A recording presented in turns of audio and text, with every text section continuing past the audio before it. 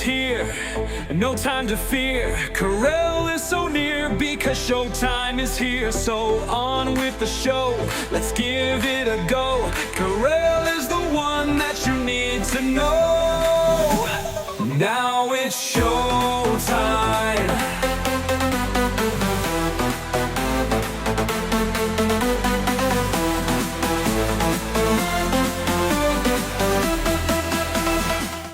Donald Trump has done it again. He's made history, but not in the way that he wants to. We'll talk about that.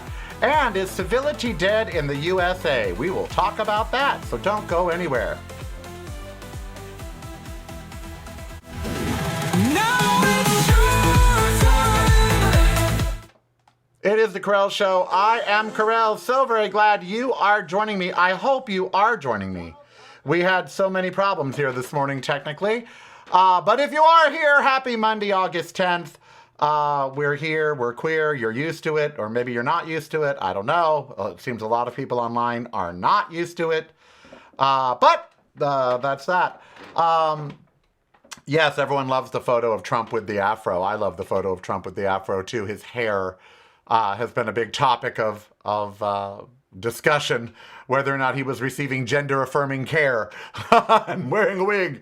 But, you know, I got rid of my mohawk, for those of you that have noticed. I don't know why, just shaved it off.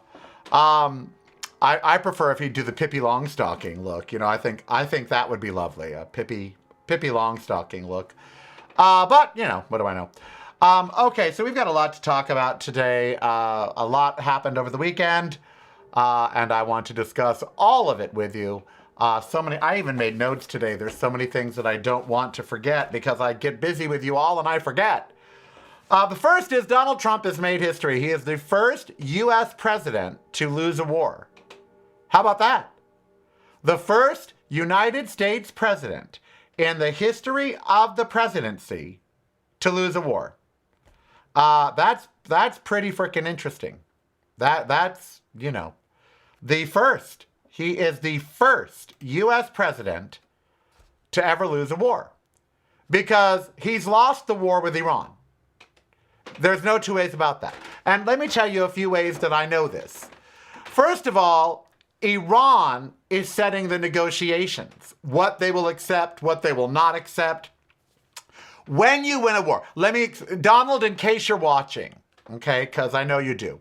So, Donald, when you win a war, you get to set the terms of the surrender of the people that lost. For instance, over the weekend, it was the anniversary of Nagasaki, dropping the bomb on Nagasaki. Hiroshima did not convince the Japanese to pull out of the war. Nagasaki did. Now, guess what happened? We, the United States, set the terms of how they were going to proceed to get out of the war. We did that. We told them they couldn't have a standing army. We told them all kinds of things, which they had to do to end the war. The Treaty of Versailles that ended World War II. We told Germany how it was going to be, okay? We told Germany, this is how we are going to end this war, okay? Germany didn't tell us. Hitler didn't dictate the terms of his surrender. In fact, he ended up dead in a bunker. So the notion that the Iranians would get to set the terms of the end of the war means we lost the war. Okay, that's what it means. Now, I don't care how you want to spin it or how MAGA wants to spin it or how Donald Trump wants to spin it. The fact is, to the victor goes the spoils. If we won in Iran, the strait would be open and we would be telling them the terms of their surrender. But they aren't surrendering. It's as if both sides are just saying, okay, we'll both just stop and here's what we need to stop. That's not winning a war. Okay? The other way that I can tell you that we have not won the war. If you're not visiting reallykarel.com daily, you're missing out. Get the podcast videos and the blog, including recipes at reallykarel.com. That's really KAREL.com. You have to be proud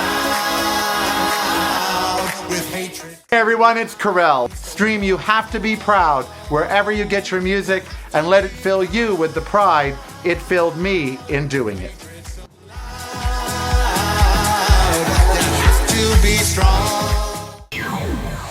Showtime is here, no time to fear. Karel is so near because showtime is here. So on with the show, let's give it a go. Karel is the one that you need to know. So the other way I know that we haven't won the war is that Bibi Netanyahu has rejected Trump's 15-point peace plan and said no. So I guess it's Bibi Netanyahu that's in charge, as he has been all along, because he probably has blackmail on Donald Trump. This is the truth. If you come to this show, you better come for the truth, because I'm taking a lot of shit for saying the truth. We're going to talk about that when we talk about civility in a minute. So I'm taking a lot of shit for telling you the truth. Here's the truth. The United States lost the war that we fought on behalf of Israel. And now neither Iran nor Israel want to listen to Donald Trump, what he has to say or what he has to offer. So not only did we lose the war to Iran, but it's become clear that Netanyahu is the puppet master pulling the strings. And if you don't look at it that way, you're looking at it through rose-colored glasses, child. Okay? Because that's the way that it is.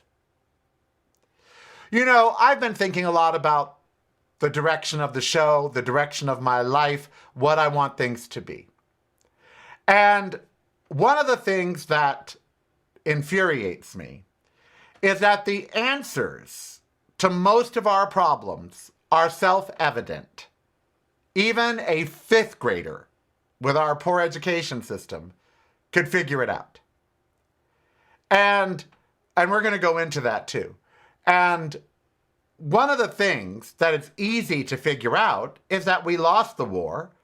Oil prices went up today. Oil prices are up. Grocery prices are up. There's an interruption in the world's goods and services. Iran has won the war. Donald Trump has become the first American president to lose a war. Now, I would argue that Nixon also lost in Vietnam. There was no winner in Vietnam.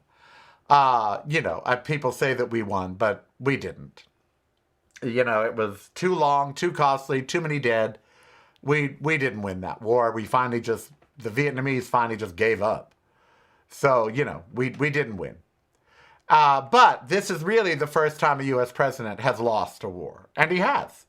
And if you're MAGA, you should be ashamed of yourself. You elected a guy who said no unending wars. He got you into one that you now lost.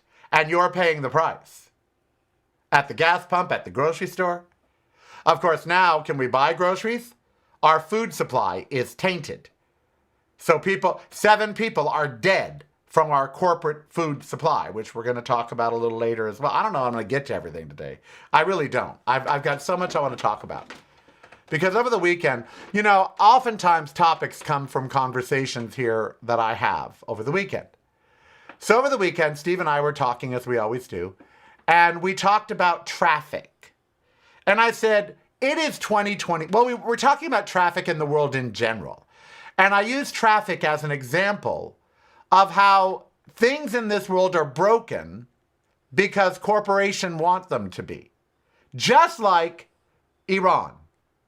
We spend $1 trillion a year on defense, and one 4-month war with Iran depletes everything? What have we been spending the fucking money on? Or has that money been going somewhere else? Occam's razor tell us it's been going somewhere else. And that somewhere else is into the pockets of presidents, senators, of defense contractors, but not into the weaponry and to the military that we pay for. Soldiers don't get the best care, they get the worst. There's hardly any food in Iran on the naval carriers.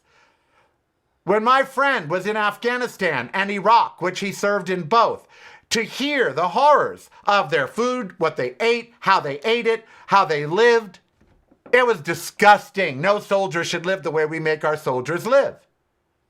And that's because there's no money. Then they come back and their services are cut. Their VA hospitals are a joke. Well, where's all the money going? Where's all this "we love our troops"? It's going into corporate pockets. But there is not a thing wrong in this country that couldn't be fixed and fixed within a month. Not one problem. The reason it's not? Corporations. How do I know? I came up with a solution for traffic congestion last night. I typed my solution into ChatGPT. I said, look, it's 2026. Why do people sit in traffic jams? This is ridiculous. You know, we should be able to figure out how to keep people moving without traffic jams. And then it gave me all this, we could do congestion pricing, we could do this, we could do that. Well, I said to Steve and to ChatGPT, the reason that traffic exists in America, the only reason, is that it makes someone money. That's why you sit in traffic, because it makes someone money. And let me tell you how much. Every year in America alone, and we are not the only ones with traffic, every year in America, 3.3 billion, with a B, 3.3 billion gallons of gasoline are consumed by sitting in traffic. That totals over $10 billion in profits for the oil companies every year. And to give you how much an idea of how much 3.3 billion gallons of gas are, that's 90,000 gallons of gas a day for 100 years. Every year in just America, we use the equivalent of 90,000 gallons of gas a day for 100 years to sit in traffic. Why? Because oil companies make over $10 billion in profit from it. I typed into ChatGPT my solution. It said that I solved the crisis. It said that. It said, yes, your solution would solve the traffic problem. My first thing was no corporate money in traffic. Okay? None. No corporate money in traffic. Meaning, take all the corporations out of transportation. Government should pay for your transportation. All of it. And you're like, what? If you need to get to work to pay taxes, government should get you to work. Period. End of story. So I told ChatGPT, first of all, remove corporations from all things related to traffic. No private corporations. No private corporations building roads. No private corporations building cars. No private corporations controlling oil. None of it. All of that controlled by the government. Yes, I'm a little socialist. Then I said, the suburbs. The suburbs are a scam set up for oil companies. That's who designed the suburbs. Oil companies. We need, in all of these suburban areas, to build city centers. So you don't have to travel 25 miles to a doctor. You don't have to travel 10 miles to a grocery store. You don't have to travel 15 miles to the courthouse. All of it should be in your community. So basically, you could walk or bike to everything you need. Period. Period. And third, invest trillions with a T, just like what Pete Hegsbreth asked for, invest trillions in public transportation. It said, yes, if we did that, if we invested trillions in public transportation, if we removed private industry from transportation, so no private trains, nothing, all of it run by the government. And if we built smarter areas where you didn't have to travel so far to get to services you need, we could solve the traffic problem. And we could. It's solvable. And if I came up with the solution without AI, then they've known the solution. The same with immigration. First of all, his brown shirts called ICE are a big business. It's a multi-billion-dollar business. And these, quote, dangerous illegals are being hauled off to for-profit detention centers. But immigration has been broken as long as I have been alive. Why? Say it with me, because it makes somebody money. We could fix immigration tomorrow. You know how? Grant visas that are good for the length of time that it takes to get a hearing. Period. End of story. And while they are here awaiting their green card, give them a temporary work visa to allow them to work. Period. Problem solved. You give them a legal status until their hearing. If a hearing is, and mandate that all hearings must occur within that visa limit.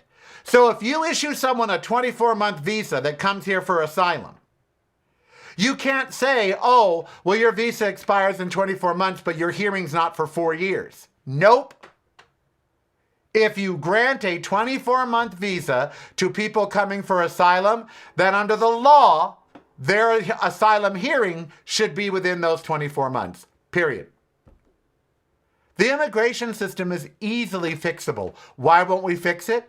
Because illegal immigrants make corporations billions of dollars a year in profits and save them taxes and all kinds of things and creates slave labor. You know, blacks just turned into Mexicans. That's really, you don't see black people out in the field picking your food, do you? No, you see Mexicans. You don't see black people building your houses, do you? No, you see Mexicans. Mexicans became the new slaves because they have to work and they can't legally work because of the system, not because of them. Most of you don't realize when you come in this country and you apply for a green card, you are told you cannot work until you are issued that green card. And that can take 7 to 10 years. So you can't leave the country and stay in the process to get your green card. And you're not supposed to work while waiting. That creates a no-win situation for the immigrant and a win-win situation for the corporations that hire them. All we did was find a new way to have brown slaves. That's all we did. And it's called a broken immigration system. And we have the nerve to round these people up like cattle, like rogue sheep. These are the people that are working in the nursing homes, that are working in the fields, that are building the houses, that are doing jobs that white and some black people will not do. And we have the nerve to say anything but thank you because we keep the system broken. Trump has done nothing to fix the immigration system. Nothing. All he's done is make a for-profit system, ICE, and detention centers, so that billionaires that own the detention centers can make more money. That's all he's done.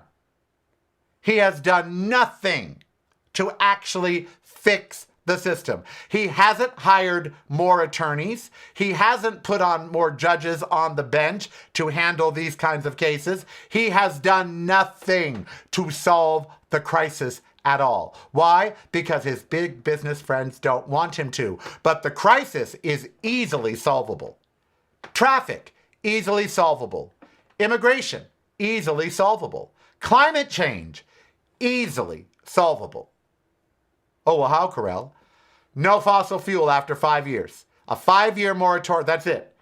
For over 5 years, you can still use fossil fuel. After that, nope. Steve said to me, well, how will they make vinyl records? I said, they can make vinyl records out of anything. He's like, really? I said, yes, they can make vinyl records out of corn oil, and some places are doing it. Out of leftover fast food oil, they can make vinyl records. They can make vinyl records out of recycled plastic from the ocean. They don't need crude oil to make vinyl records. We don't need crude oil to make anything. We have replacements for every single thing that crude oil does. Why then do we stay on the crude oil? Corporate profits. So for climate change, first thing, no crude oil after 5 years, period, end of story. And don't tell me it can't be done. It can be. It's 2026. It can be done. There are solutions, but the way that we live is not the best way for us. It's the best way for big business. That's why we live this way. Because big business wants us to live this way. That's the reason. Pretty simple. Patreon is the way to show you care. Subscribe today if you dare. Keep the show on there. Patreon is the way. You have to be proud with hatred. Hey everyone, it's Karel. You know, Pride Month was rough this year. We had a lot of hate heaped upon us from Trump, from MAGA, and from other governments around the world. And if you are a trans person, you are really going through a particular type of hell right now. That's why when I was thinking of my next single in June, I sat down and I wrote, "You have to be proud." You have to be proud, with anger so loud, streaming everywhere. Keep fighting, keep singing, keep dancing. We're gonna win. You have to be strong. Now it's showtime. Homelessness and poverty, easily solved. Easily solved. How? First of all, you take all the money that you spend on social service programs, all of it, and do a national salary. Every American that has an income of under $100,000, every American with an income, or you could even do a sliding scale based on income, a national salary. If you make 10, 20, 30 grand a year from your job, you get a higher payment. You make 100K or more, you get a lower payment or no payment. On a sliding scale, you do a national salary. And that way nobody falls into poverty. Ever. Ever. With the starting national salary being 50% of what people need to survive, which is $75,000. So the starting national salary would be $40K a year, or about $1,800 to $1,900 a month. And that's for the poorest of the poor. And then that would decrease as the more money you make. A national salary. It works. Other countries have done it. It prevents poverty and homelessness. It pulls people up instead of puts them down. Really easy to solve that problem. But that doesn't suit corporations. That doesn't suit big business. And that doesn't suit big government. Like the homeless problem. If all of the money that we donate through our taxes, here in Las Vegas, we pay $40 a year on every house, a homeless tax. That's millions and millions of dollars. They don't see that. Big government sees it. The homeless don't see it. They're still sleeping in the park. The brand new park they just built right by my house, the new baseball diamond. It's now 4 baseball diamonds, brand new. And all it is homeless. They should have just built a homeless shelter because that's what's living there. Fixable. But we live in a way that is profitable for big business. We do not live in a way that is good for us. Period. Just period. And that's until we change the very nature of government and until we change capitalism. And I know I've spoken dirty words. But until we change the way capitalism works, we're going to live lives that corporations want us to. Not lives that are good for us. Healthcare. That's easy. Medicare for all, starting tomorrow, period. No more insurance companies. Remove all profit from healthcare. No drug company profits, nothing. Healthcare should not be a for-profit industry. No company should make billions of dollars in profit off of your healthcare. Now, that doesn't mean they can't make money. That just means they can't make billions in profit off your healthcare. Because if a healthcare company is making a profit, it means they're charging you too much. That's what it means. That means they are charging above and beyond what that healthcare actually cost so they can make a profit. Nope. No. Remove all profit from healthcare by doing Medicare for all. Period. And then tell the companies what you're going to pay for those drugs and what you're going to pay for those services. Period. That's it. Medicare for all. Let everyone buy into it. Period. We own an insurance company. Medicare for all doesn't mean that it's all free. I would like to take the British system and merge it with the US. In Portugal, you can get free healthcare. But if you pay $70 a month, you can buy into the private system and get even better healthcare. That's the way it should be in America. Everybody could get free healthcare. Everybody. Free healthcare. But if you can afford it, you buy into the Medicare plan at $100 a month, $200 a month, and that gets you even greater access. Everyone still gets free healthcare. Everyone still gets everything they need. But then you have a private insurance of $70, $100 a month that augments Medicare for all and opens up even more places that you can go. No one will be denied health care, but if you can afford it, you could afford a private health care. That's a public-private partnership. It works in many countries, and it could work in ours. But we won't do it. Why? Well, United Healthcare, Cigna, Humana. They don't want us to do it. So they pay senators off who pay off the president and make sure that we don't do it. The only reason we don't have universal health care are corporations. That's it. Period. The only reason we don't have a national salary, corporations. The only reason we don't have a $10,000 electric car that we could actually afford to use, corporations. The only reason we don't have high-speed infrastructure that transports us from point A to point B, corporations. The only reason we sit in traffic, corporations. The only reason food prices are so high, corporations.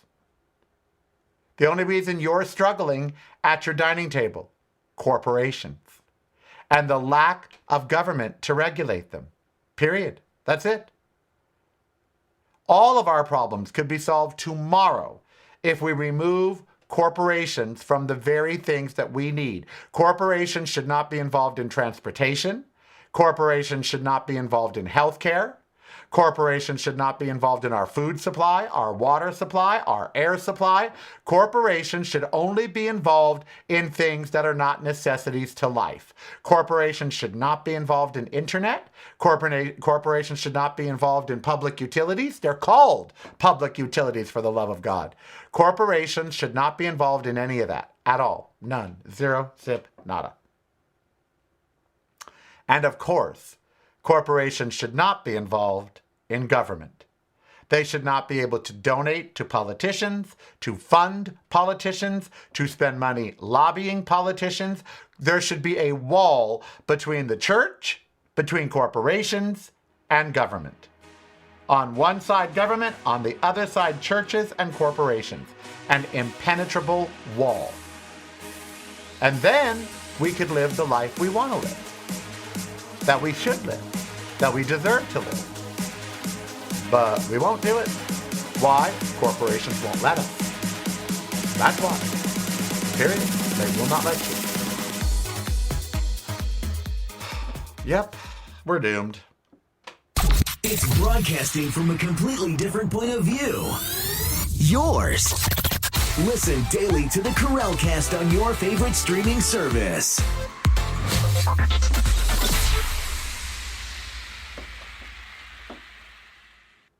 You're listening to the Karel Cast. Driving you home or driving you crazy. It's broadcasting from a completely different point of view. Yours. Listen daily to the Karel Cast on your favorite streaming service.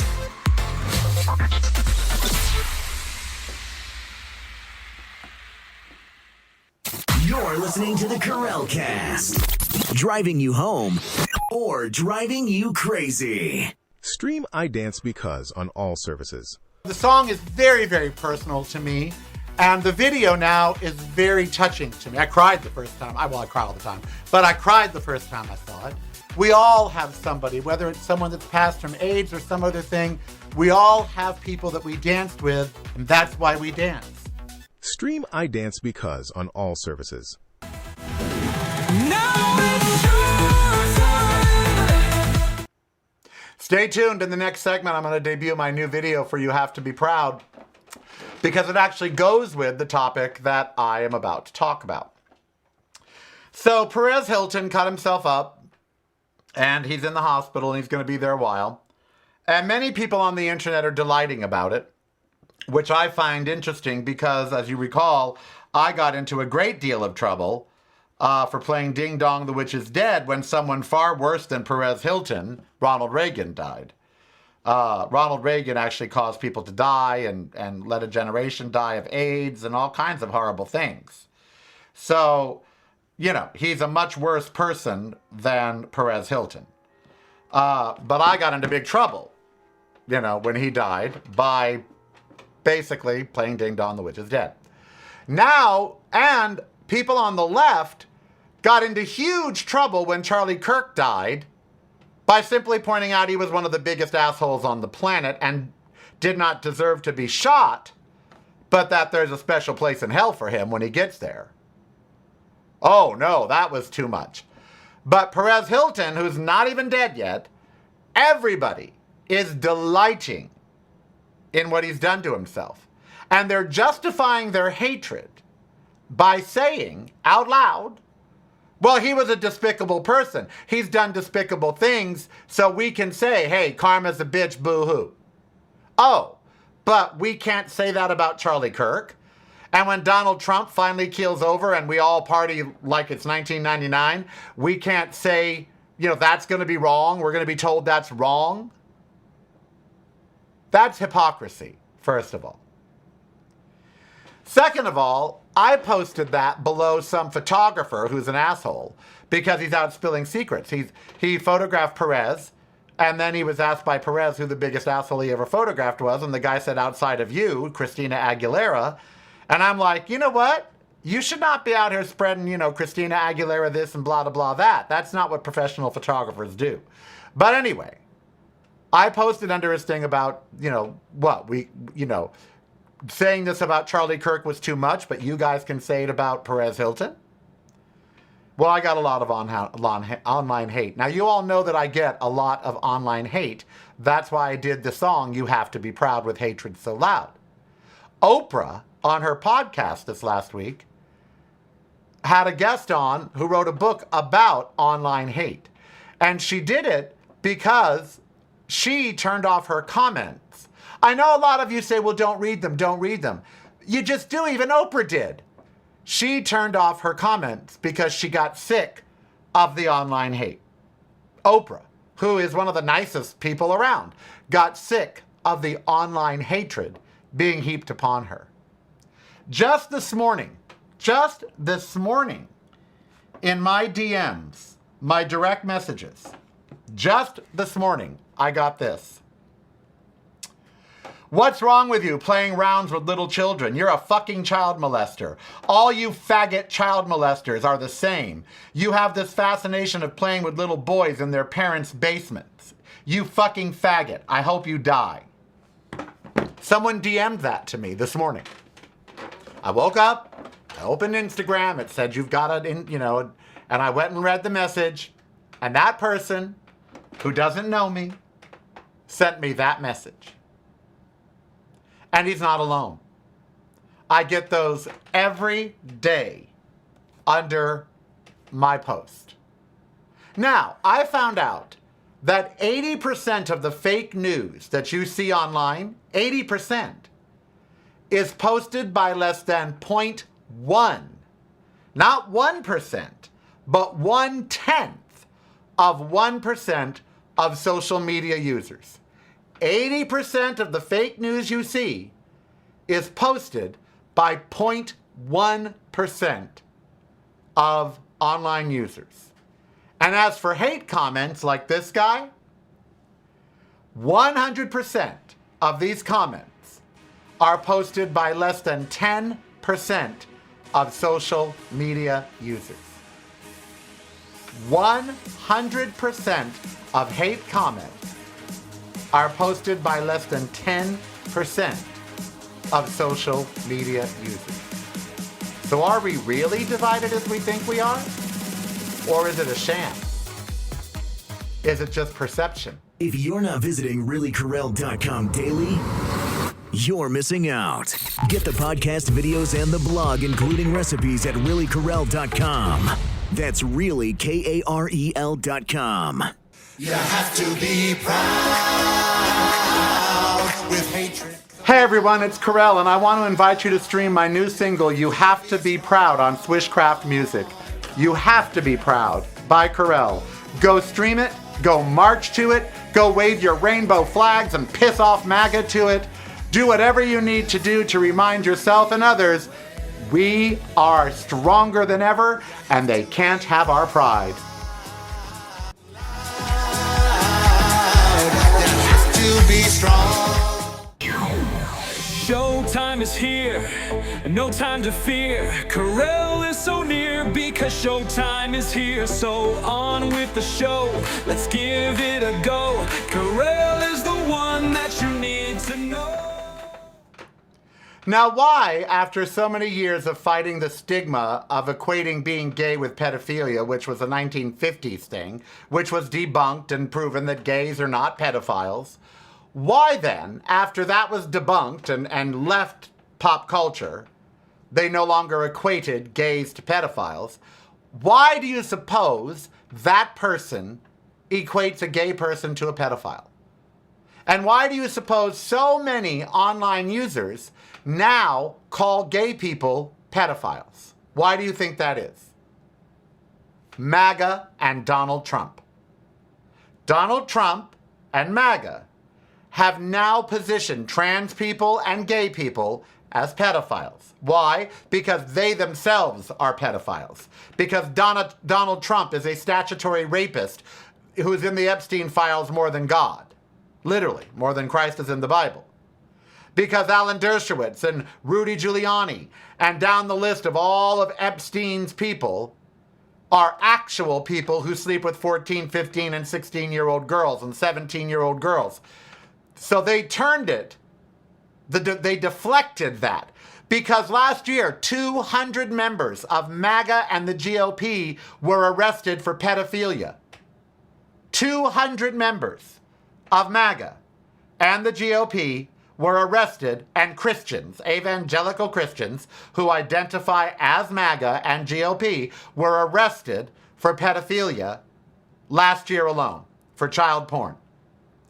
Not Democrats, not drag queens, not gay men, not lesbians, cisgendered white MAGA men who profess to be Christians, arrested for pedophilia and child pornography.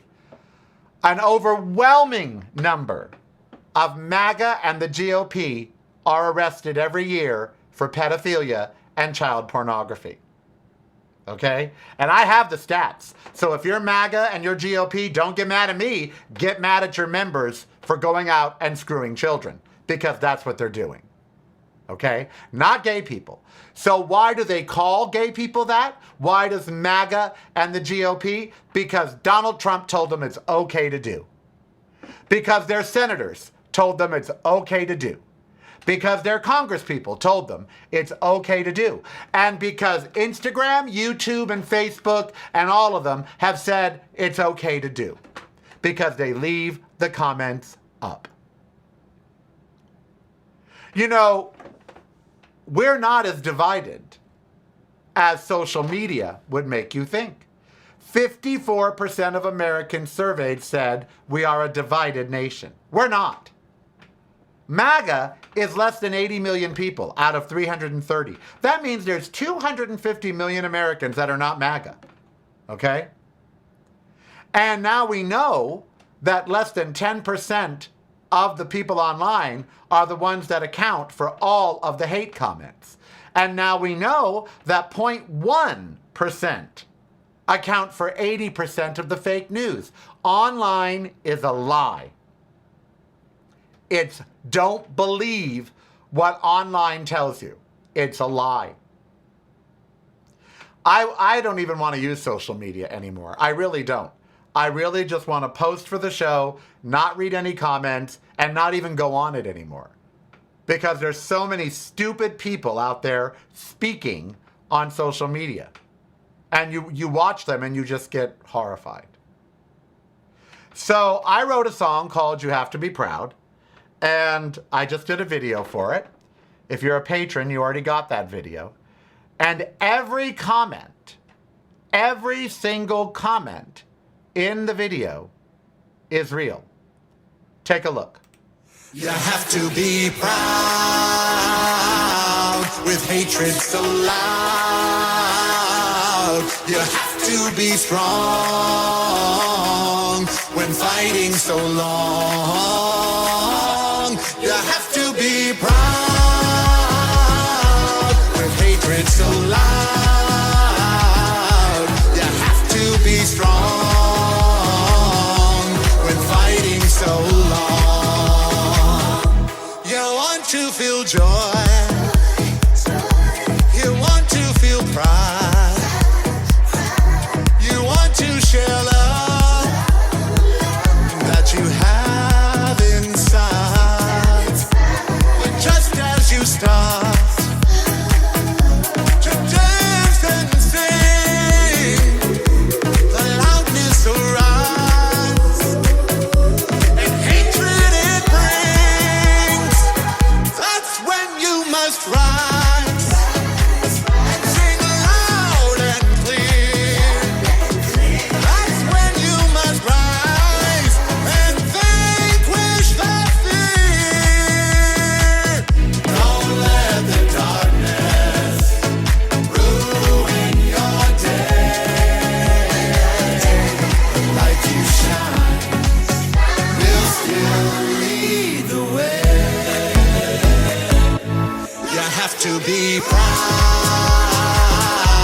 with hatred so loud. You have to be strong when fighting so long. You have to be proud with hatred so loud. You have to be strong when fighting so long. So dance in the streets. Go ahead, show your pride. The haters can move. Let love move them aside. Just know that your soul isn't dancing alone. Just know that so many will help out the storms. Your pride is a rainbow. The color's so bright. It's something to cling to on the darkest of nights. Wrap yourself in it and don't you despair. Don't give them the time. Don't even care. You have to be proud with hatred so loud. You have to be strong when fighting so long. You have to be proud with hatred so loud. You have to be strong when fighting so long. Because your soul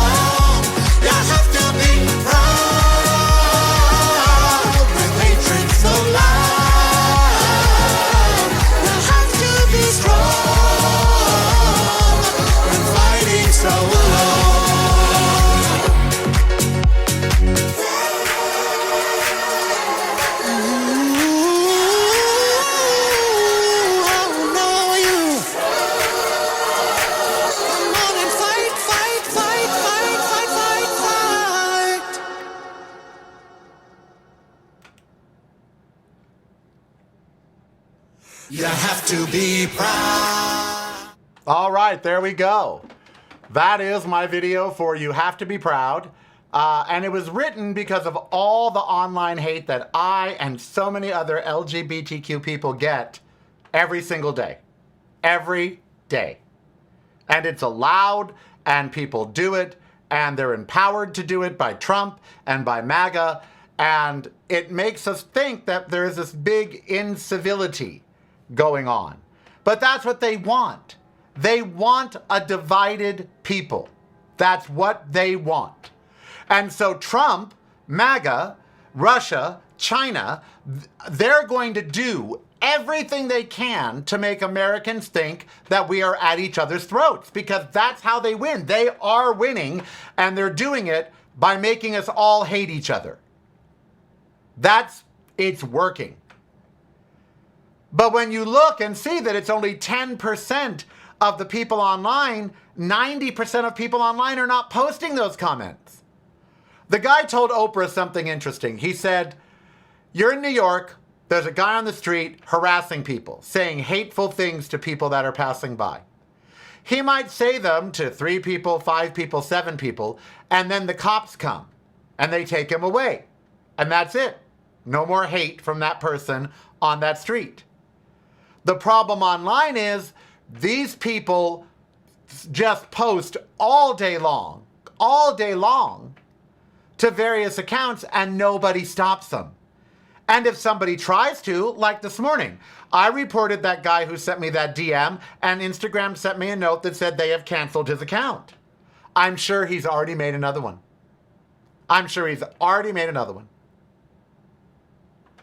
And so online, there's no one to pull you aside and stop you. And the companies really won't stop you. They won't. I mean, look at this. On Instagram, you can't say kill or shoot or rape or fuck, but you can spell it out weird. And instead of saying shooting someone, you can say pew pew. And instead of saying someone tried to kill themselves, you have to say they tried to unalive themselves. It's Orwellian newspeak, and it's stupid when there's so much damaging content on there that they could really be concerned with. But they're not. Should be, but they're not. So, are we as divided as we think we are? I don't know. I'm torn on that. I know it's a small percentage of people now online posting. And did you know that 1 in 3 people under 35 now live at home? 1 in 3. 33% of people under the age of 35 live at home because of expenses. That means, chances are, if you see a hateful comment online, it truly is coming from someone in their mother's basement. There's a 33% chance that it's coming from either someone in their mother's basement, or there's about a 90% chance that it's coming from some farm somewhere where there's just hundreds of people in a room making fake accounts and going online to cause hatred and bigotry. And we're falling for it. We're letting it divide us. I think the best thing for America tomorrow would be if all social media was shut down. Instagram, everything but YouTube. Everything but YouTube. YouTube is okay, you know? But Instagram, Twitter, or X, Facebook, no, shut that shit down. It serves no redeeming purpose at all. Shut it down. Because it's making us think things that aren't true. Fox News would make you believe that a majority of the people feel the way that they do. Yet their viewership is under 2 million people at their peak. 330 million Americans. Less than 2 million watch Fox News. It's not a powerhouse. It's not a juggernaut. That's not the way that most Americans feel. Dog videos get more views than Fox News. I'm not making that up. I mean, I could ask ChatGPT what the average viewership of Fox News is, but I'm going to tell you right now, it's not 10, 20 million people. It's just not. What's the average daily viewership of Fox News?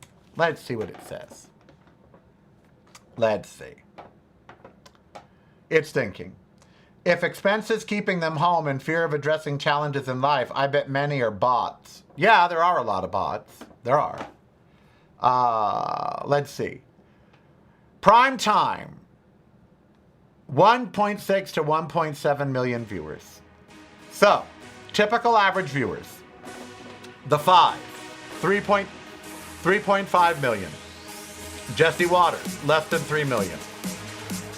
Gutfeld, less than 3 million. Special Report, less than 3 million. Hannity, less than 2 million. Fox News total day, 1.5 million average. Patreon is the way to show you care. Subscribe today if you dare. Keep the show on there.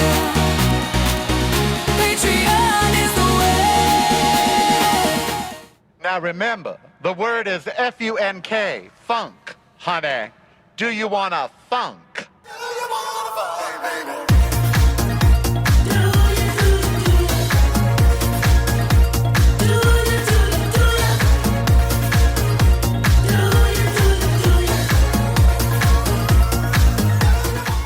Hey, it's Karel. Go stream Do You Wanna Funk, my tribute to Sylvester, everywhere you get your music. Karel, Do You Wanna Funk?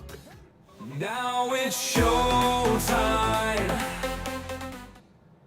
So, if someone says Fox News averages about 1.7 million viewers a day, they're talking about the overall for the whole day. And if they're saying, oh, it gets about 2.5 million viewers, they're talking about their prime time lineup. But look at that number. 330 million Americans. 1% is 3.3 million viewers. So at its peak, at its best, about 1% of America is watching Fox News. At its best. And yet we want to act like they're the be-all, end-all of, they're not. They could easily be ignored. 1% is a statistical anomaly. If Fox News were side effects from a drug, they would be inconsequential. Okay? Truly. So they're not this powerhouse. Everybody in the world is not watching Fox News. It's that simple. Like I started with this, we're not living the lives we want to live because of corporate America. We're not getting the solutions to problems that we want, like traffic, like poverty, like affordability. All of that is a problem because of corporations. The same applies to social media. We think we are more divided because of corporations paying for bot farms and paying for people to sit in a room, cause division, and promote an agenda. Political action groups and others paying these people, China, Russia, South America, Africa. 90% of MAGA influencers that the MAGA people follow are not even real accounts. We proved that already. We are being sold this bill of goods that we are this divided nation. We're not. They just don't want liberals to feel like other people think and feel like they do. But I think, Fayed, Abdul El-Fayed in Michigan proves otherwise. I think Mamdani proves otherwise. I think what corporations are scared to death of are people like Mamdani and El-Fayed. I think they're so scared that they're launching full-scale, hugely funded attacks every day on these people, so the parrots out there, and that's what I call them, will start regurgitating, socialism is bad, you're communist, you're socialist, you're communist, you're socialist. They don't know what it means. They're just parrots. That's all. MAGA is just a group of parrots. That's all they are. They just repeat what they hear. They don't understand it. They have no idea what it really means. They just repeat it. They're parrots. And they parrot what Trump and corporations tell them Oh, well, we can't solve climate change. We're not even charged at causing it. Climate change has been around forever. They have no scientific facts. They don't know shit. They just know what they're told to hear. But it's not the truth. The truth is, we can fix the problems that we have by getting rid of corporate interest in so many areas. The truth is that MAGA is a minority movement by a minority president, by a small group of people, 80 million out of 350 million or 330 million. That's not even half. That's a quarter. 25%. Yes, it's 50% of voters, but it's only 20 to 25% of Americans. It is not. A majority of Americans did not vote for Donald Trump. A majority of Americans are not MAGA. But we're sold that bill of goods. Now, I'm not saying they're liberals, and I'm not saying they're progressives, or I'm simply saying that by the numbers, MAGA is about 25% of America. That's it. By the numbers. Yes, they're about 50% of the old voting bloc. I will be very interested after the midterms and the general to see how much they are then, because something tells me young kids are coming for MAGA. Young kids are coming, and that scares MAGA to death. And AIPAC. AIPAC is scared to death. AIPAC is scared that young people are tired of funding Israel, because they are. I didn't say Jews, I said Israel. Young people under 35 who are living at home, 33% of them, don't want to fund Israel. And anyone that tells you that they're a minority, no, they're becoming the majority. Here's the truth. A majority of Americans are starting to sour on funding Israel. That's the truth. But corporations don't want us to say that. AIPAC doesn't want that information to get out, so they do everything they can to suppress it. And 0.1% send out 80% of the fake news. Why? Because they're trying to suppress the real news. The real news is we're not as divided as we'd like to think. The real news is we're not as hateful as we are being presented. The real news is we're tired of funding outside wars and letting our country go to shit. But they don't want you to know that. The real news is that more people are concerned about the climate than not. But corporations don't want you to know that. They like their lives. Oil executives like their lives. Healthcare executives like their lives. They don't want you to know that we know their days are numbered. They're going to scratch and claw and do whatever they can to try to stay in power, including lie and divide us. And that's what they're doing with just a small portion of people. 10% of the people online are creating 100% of the hate comments. And 0.1% of the people are creating 80% of the fake news. And less than 3.5 million people a day watch Fox. What does that tell you? Now, granted, MSNBC and CNN have even lower numbers. I mean, they're real low. What were they? I think I have more viewers than they do. MSNBC, which is MS Now, 600,000. 1 million for some of their shows. Rachel Maddow gets 1.1 million. All right, I am CNN 500,000 because they're crap. I am Karel. Be who you want to be. If I'm going to hurt anybody, we'll be back tomorrow. Don't forget to become a patron at patreon.com/Karel. And then like and subscribe and share the videos. Mwah. Much love to you all. It's broadcasting from a completely different point of view. Yours. Listen daily to the Karel Cast on your favorite streaming service.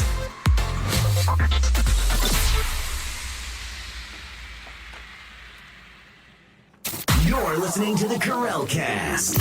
Driving you home or driving you crazy. It's broadcasting from a completely different point of view. Yours.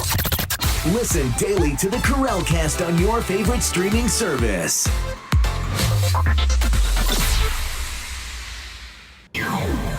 Show